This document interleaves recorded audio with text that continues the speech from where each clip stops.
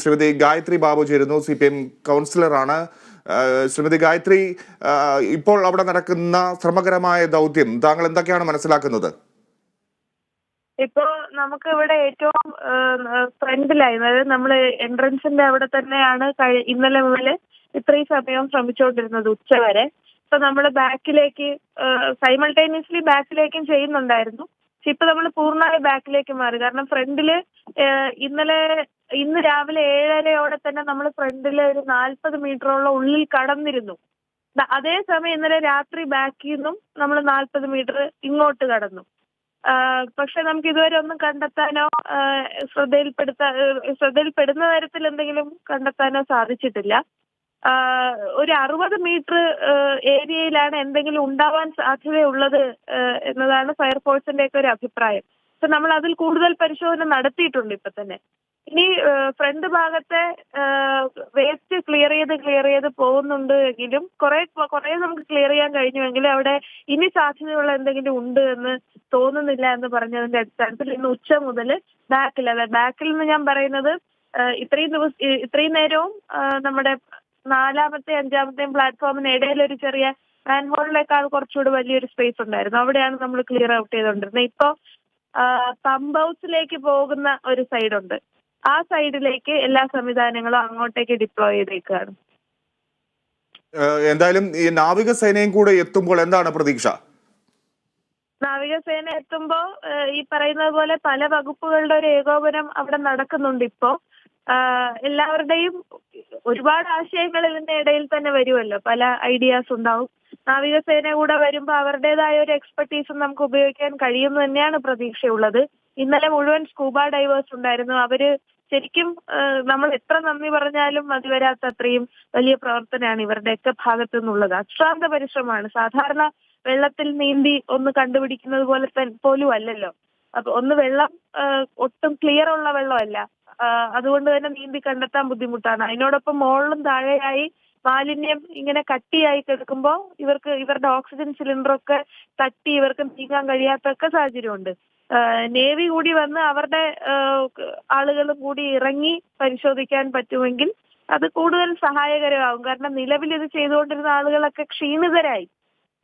നമ്മൾ ഇങ്ങനെ റൊട്ടേഷനിലാണ് ആളുകളെ ഇതിൽ ഫയർഫോഴ്സ് അടക്കം NDRF അടക്കമൊക്കെ ഇടപെടുന്നതെങ്കിലും മനുഷ്യരല്ലേ, സ്വാഭാവികമായി അവരെല്ലാവരും ക്ഷീണിതരായി. ഇനി നേവിയുടെ സേനയും കൂടി ഒരു ശ്രമം നടത്തുമ്പോൾ നമുക്ക് പ്രതീക്ഷ കൈവിടാതെ ഇങ്ങനെ തുടർന്നുകൊണ്ടിരിക്കുകയാണ്. എന്തായാലും ഞാൻ മറ്റൊരു കാര്യം കൂടെ ചോദിച്ചോട്ടെ. താങ്കൾ എത്ര നാളായി ജനപ്രതിനിധി ആയി നിൽക്കുന്നു എന്ന് എനിക്കറിയില്ല, എന്നാലും ചോദിക്കുകയാണ്. ഇതിൽ ഈ കാലാകാലങ്ങളായി ഈ മാലിന്യം ആമയിഴഞ്ചാൻ തോടി, നമുക്കറിയാം നഗരത്തിലെ എല്ലാ മാലിന്യവും സകല വൃത്തികേടുകളും അടിഞ്ഞുകൂടുന്ന ഒരു ഇടമായി ഈ ആമയിഴഞ്ചാൻ തോട് മാറിയിട്ടുണ്ട്. അവിടെയാണ് ഈ ശ്രമകരമായ ദൗത്യം നടക്കുന്നത്. ഞാൻ പറഞ്ഞു വന്നത്, ഈ മാലിന്യം ഇങ്ങനെ നിക്ഷേപിച്ച് വിവിധ സ്ഥാപനങ്ങളിൽ നിന്നും ആശുപത്രികളിൽ നിന്നും വീടുകളിൽ നിന്നുമുള്ള മാലിന്യം, പക്ഷെ അത് കാലാകാലങ്ങളിലെല്ലാം വർഷാവർഷം അത് മാറ്റി മാലിന്യം നീക്കം ചെയ്യാനുള്ള ഒരു സംവിധാനം അവിടെ പ്രവർത്തിക്കുന്നില്ല എന്ന് പൊതുവെ ഒരു ആക്ഷേപമുണ്ട്. അതിൽ തദ്ദേശ ഭരണ സ്ഥാപനങ്ങളാണ് മുൻകൈ എടുക്കേണ്ടതെന്നും മനസ്സിലാക്കുന്നു. എന്താണ് താങ്കൾക്ക് പറയാനുള്ളത്? അങ്ങനെയല്ല, ഇപ്പൊ നമ്മള് ക്ലിയർ ഔട്ട് ചെയ്തുകൊണ്ടിരിക്കുന്ന ഭാഗം എന്ന് പറയുന്നത് 200 മീറ്റർ. ആ 200 മീറ്ററിന്റെ ആരംഭവും അവസാനവും ഒക്കെ ഗ്രില്ല് വെച്ചിട്ടുണ്ട്. അതായത് റെയിൽവേയുടെ ഭാഗം ക്ലിയർ ഔട്ട് ചെയ്യുമ്പോഴാണ് നമുക്ക് ഇത്രയും അധികം മാലിന്യം വന്നുകൊണ്ടേയിരിക്കുന്നത്. നമ്മൾ അതിൽ മനസ്സിലാക്കേണ്ടതുമായ 2-3 കാര്യങ്ങൾ. ഒന്ന്, റെയിൽവേയുടെ പ്രദേശത്ത് കൈകടത്താനോ ഇടപെടാനോ ഒരുപാട് തടസ്സമുണ്ട്. നമ്മളത് വെറുതെ തദ്ദേശ സ്വയംഭരണ സ്ഥാപനം മുൻകൈ എടുക്കണ്ടേ എന്നൊക്കെ ചോദിച്ചാൽ, ഇപ്പൊ ഇന്ന് രാവിലെ ബഹുമാനപ്പെട്ട മന്ത്രി വി ശിവൻകുട്ടി അദ്ദേഹം ഇന്ന് മാധ്യമങ്ങളെ കണ്ടപ്പോൾ സൂചിപ്പിച്ച ഒരു കാര്യം, 1995 അദ്ദേഹം തിരുവനന്തപുരം നഗരസഭ മേയർ ആയിരുന്ന സമയത്ത് ഇതുപോലെ ഇടപെടാൻ ശ്രമിച്ചതിൽ കേസ് കൊടുത്ത ആളുകളാണ് റെയിൽവേ. അതിനുശേഷം VK പ്രശാന്ത് MLA അദ്ദേഹം മേയർ ആയിരുന്ന സമയത്ത് ഈ കഴിഞ്ഞ കാലഘട്ടത്തിൽ റെയിൽവേയുമായി ബന്ധപ്പെട്ട് ക്ലീനിങ്ങിന്റെ പ്രവർത്തനത്തിൽ തന്നെ ഇടപെടാൻ ശ്രമിച്ചതിന് അവർ കേസ് കൊടുത്തു. അങ്ങനെ നിലവിൽ റെയിൽവേ നഗരസഭയ്ക്കെതിരെ ക്ലീനിങ്ങിന് മാത്രം 3 കേസാണ് രജിസ്റ്റർ ചെയ്തിരിക്കുന്നത്. അപ്പൊ നമുക്ക് യാതൊരു തരത്തിലും അവിടെ ഇടപെടാനുള്ള അനുവാദമില്ല. ഒരുപക്ഷെ നിയമപരമായിരിക്കും, ഞാൻ അതിനെ റെയിൽവേ കുറ്റപ്പെടുത്തുന്നില്ല, അവർക്കും അല്ല, അവർ കേസ് കൊടുത്ത് ഇങ്ങനെ ഇടപെടാനും മാത്രം നമ്മൾ ഒരു മാലിന്യം നീക്കം ചെയ്യുകയല്ലേ ചെയ്യുന്നത്? അവിടെ മാലിന്യം നിക്ഷേപിക്കാൻ വേണ്ടി ഒന്നുമല്ലല്ലോ ഈ മുനിസിപ്പാലിറ്റിയും കോർപ്പറേഷനും ഒക്കെ ശ്രമിക്കുന്നത്. അങ്ങനെയാണ്. പക്ഷെ മറ്റ് അതിന് ഒരുപാട് നിയമക്കുരുക്കുകളുണ്ട്, ട്രസ്പാസിംഗ് എന്നൊക്കെ പറഞ്ഞ്. അപ്പൊ നമ്മുടേതായ ഒരു ഏരിയയിൽ വേറൊരു വകുപ്പിനെ കൈകടത്താൻ സമ്മതിക്കില്ല എന്നൊരു നിലപാട് തന്നെയാണ് റെയിൽവേ സ്വീകരിച്ചിട്ടുള്ളത്. അത് എന്തുകൊണ്ടെന്ന് ചോദിച്ചാൽ റെയിൽവേയോട് തന്നെ ചോദിച്ചാലേ നമുക്കറിയാം എന്തിനാണ് അങ്ങനെ ഒരു പിടിവാശി എന്നറിയില്ല. പക്ഷേ റെയിൽവേ എന്നിട്ട് അത് ക്ലീൻ ചെയ്യാൻ നോക്കുന്നുണ്ടോ? റെയിൽവേ ഈ മാലിന്യം നീക്കാൻ നടത്തുന്നുണ്ടോ? നമ്മളെ അനുവദിക്കുന്നില്ല, ഒപ്പം അവർ ചെയ്യുന്നുണ്ടോ? ഇല്ല. അതാണ് ഇപ്പൊ ഈ അടുത്ത് കണ്ടത്. നമ്മള് കഴിഞ്ഞ മെയ് മാസം മുതൽ ഈ അടുത്തുള്ള കത്തുകളാണ് ഇപ്പൊ പുറത്ത് വന്നുകൊണ്ടിരിക്കുന്നത്. മെയ് മാസം മുതൽ നമ്മൾ പറഞ്ഞുകൊണ്ടേയിരിക്കുകയാണ്, നിങ്ങൾ ഇനിയും ഇത് നീക്കം ചെയ്തില്ലെങ്കിൽ വലിയ അപകടത്തിലേക്ക് പോകും. അത് പറഞ്ഞുകൊണ്ടിരിക്കുമ്പോഴും അവര് യാതൊരു പ്രതികരണവും അത് തരുന്നില്ല. ഒരു മറുപടി കത്ത് പോലും തരുന്നില്ല എന്നുള്ളതാ. നേരിട്ട് വിളിച്ച് സംസാരിക്കുന്നു, അവർ പ്രതികരിക്കുന്നില്ല. അതിന് പുറമെയാണ് അവസാനം നിങ്ങൾക്ക് ഫൈൻ അടയ്ക്കേണ്ടി വരും, ഞങ്ങളിത് പ്രോസിക്യൂട്ട് ചെയ്യും എന്ന തരത്തിൽ നോട്ടീസ് കൊടുക്കുന്നത്. നോട്ടീസ് കൊടുത്തതിന് ശേഷമാണ് എന്തെങ്കിലും ഒരു ചെറിയ പ്രതികരണം വരുന്നത്. പക്ഷെ അപ്പോഴും അവർ ഇടപെട്ടിട്ടില്ലായിരുന്നു. നോട്ടീസിന്റെ 7 ദിവസ കാലാവധി കഴിഞ്ഞ് വീണ്ടും നമ്മൾ നേരിട്ട് പറഞ്ഞതിന് ശേഷം അവരൊരു കരാറുകാരന് നൽകി ഇടപെടുകയായിരുന്നു. അവിടെ തന്നെ നമ്മൾ കാണേണ്ടത്, ഇപ്പൊ എത്ര വലിയ സേനയാണ് അവിടെ നിന്ന് വൃത്തിയാക്കുന്നത്. അത്രയും ആളുകൾക്ക് പോലും ഈ മാലിന്യം നീക്കം ചെയ്യാൻ കഴിയുന്നില്ല. അവിടെയാണ് ഇവർ കരാറുകാരനെ കൊണ്ട് ആകെ 3 തൊഴിലാളികളെ അതിനകത്ത് ഇറക്കി നിർത്തി ഇത് ക്ലീൻ ചെയ്യാൻ ശ്രമിച്ചത്. അതുകൊണ്ട് എത്രത്തോളം ആത്മാർത്ഥതയാണ് ആ വിഷയത്തിൽ അവർ സ്വീകരിച്ചിട്ടുള്ളത് അതിൽ നിന്ന് തന്നെ എന്ത് സാമഗ്രിയാണ് അവർക്ക് കൊടുത്തത്? എന്ത് ഉപകരണമാണ് അവർക്ക് ഇത് ക്ലീൻ ചെയ്യാൻ റെയിൽവേ കൊടുത്തത്? വെറുതെ ഈ പാവം മനുഷ്യരെ, ഈ പാവപ്പെട്ട ജോയി അടക്കം അങ്ങോട്ട് ഇറക്കി വിടുകയാണോ ചെയ്തത്? അതെ.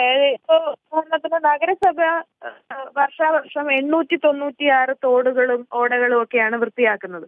നമ്മളത് വൃത്തിയാക്കുമ്പോൾ തന്നെ നമ്മുടെ തൊഴിലാളികളെ ഓടയിൽ ഇറങ്ങാൻ സമ്മതിക്കില്ല. അവർക്ക് ചില ഉപകരണങ്ങൾ നമ്മൾ കൊടുത്തിട്ടുണ്ട്. അത് വെച്ചാണ് അവര് കരയിൽ നിന്നുകൊണ്ട് വലിച്ച് കുറച്ച് പ്രയാസപ്പെട്ട പണിയാണ്, പക്ഷെ അതിൽ ഇറങ്ങാൻ സമ്മതിക്കാതെയാണ് നമ്മൾ ചെയ്യുന്നത്. ഇവരെ ഇതിനെ പൂർണ്ണമായും 3 പേരെ അതിനകത്ത് ഇറക്കി നിർത്തി എന്നുള്ളത് മാത്രമല്ല, ഗ്ലൗസോ ബൂട്ടോ പോലും അവർക്ക് കൊടുത്തിട്ടില്ല. അപ്പോ തീരെ മാനുഷിക പരിഗണന പോലും ഇല്ലാതെയാണ് ഈ ഇടപെടൽ നടത്തിയിരിക്കുന്നത്. അതിനൊരു നല്ല സൂപ്പർവിഷൻ ഉണ്ടായിരുന്നില്ല. സൂപ്പർവിഷൻ കൃത്യമായി ഉണ്ടായിരുന്നെങ്കിൽ ഒരുപക്ഷെ ഇങ്ങനെ ഒരു അപകടം തന്നെ നമുക്ക് ഒഴിവാക്കാൻ സാധിക്കുമായിരുന്നു. എന്തായാലും ഇപ്പോൾ ഈ ശ്രമകരമായ ദൗത്യം നടക്കുന്നു. റെയിൽവേ ഇപ്പോൾ മൗനം പാലിക്കുകയാണ്. റെയിൽവേ എന്തെങ്കിലും കാര്യത്തിൽ ഇടപെടുന്നുണ്ടോ? അവരുടെ പ്രതികരണം ഏതെങ്കിലും തരത്തിൽ വന്നിട്ടുണ്ടോ?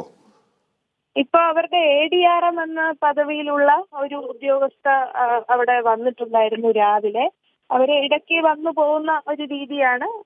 എന്തായാലും അവര് ഇപ്പൊ ഇടപെടുന്നുണ്ട് എന്ന് തന്നെ പറയാം. അവരവിടെ വരുന്നുണ്ട്, ഭക്ഷണവും വെള്ളവും ഒക്കെ ഏർപ്പാടാക്കിയിട്ടുണ്ട്. ആ തരത്തിലുള്ള ഇടപെടൽ റെയിൽവേയുടെ ഭാഗത്തുനിന്നുണ്ട്.